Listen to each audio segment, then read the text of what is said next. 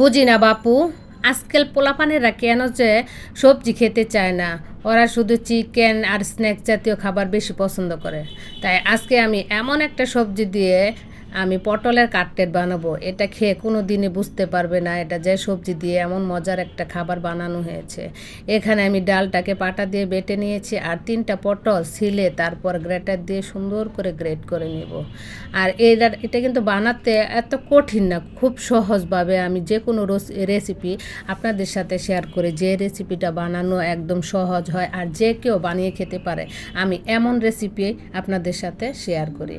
আর এখানে আমি 1 চামচ পরিমাণে আদা বাটা, রসুন বাটা আর দিব পেঁয়াজ কুচি। পেঁয়াজ কুচি ইচ্ছে করলে আপনি আরও দিতে পারেন। পেঁয়াজ কুচিটা বেশি দিলে আরও বেশি মজা হয়।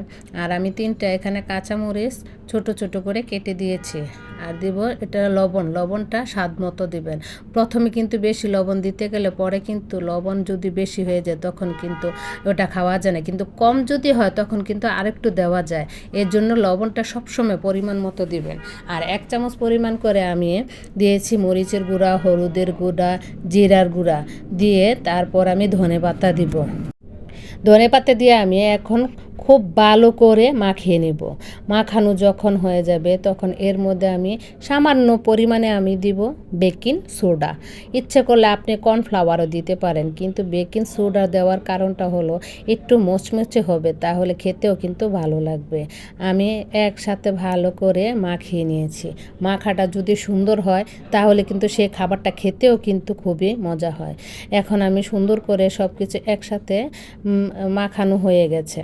এখন পটলের যে শেপটা আছে লম্বা লম্বা, আমি ওরকম করে দিয়ে নিয়েছি, কারণ পটল দিয়ে তো বানিয়েছি, এর জন্য পটলের মতোই লম্বা লম্বা করে দিয়েছি।